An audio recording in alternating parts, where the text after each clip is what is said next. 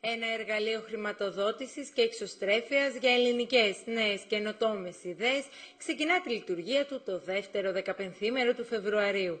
Ο λόγος για το Winners Fund, τη διεθνή διαδικτυακή πλατφόρμα που στόχο έχει να δώσει διέξοδο σε όσους Έλληνες έχουν επιχειρηματικές ιδέες αλλά δεν έχουν πρόσβαση σε παραδοσιακές πηγές χρηματοδότησης. Παράλληλα, δίνει τη δυνατότητα στον καθένα να επενδύσει σε αυτές μέσω μιας online διαδικασίας. Πίσω από αυτή την πρωτοβουλία βρίσκονται τρία στελέχη με εμπειρία στο private equity: ο Γιάννης Τσακίρης, ο Γιάννης Ξανθάκης και ο Κωνσταντίνος Παρίσης.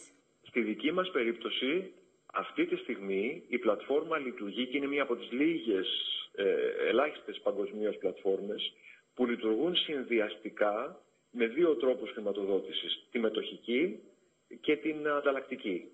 Το δανειστικό μοντέλο είναι έτσι φτιαγμένη η πλατφόρμα μας που μπορεί να το δεχθεί και είναι κάτι το οποίο σκοπεύουμε να το αναπτύξουμε. Σύμφωνα με τον κύριο Τσακίρη, οποιοδήποτε είναι κάτοικος Ευρωπαϊκής Ένωσης και έχει ένα επιχειρηματικό σχέδιο μπορεί να το καταθέσει. Ιδιαίτερο ενδιαφέρον έχει και το γεγονός ότι το ελάχιστο κόστος που μπορεί κάποιος να επενδύσει σε μια επιχειρηματική ιδέα είναι 20 ευρώ.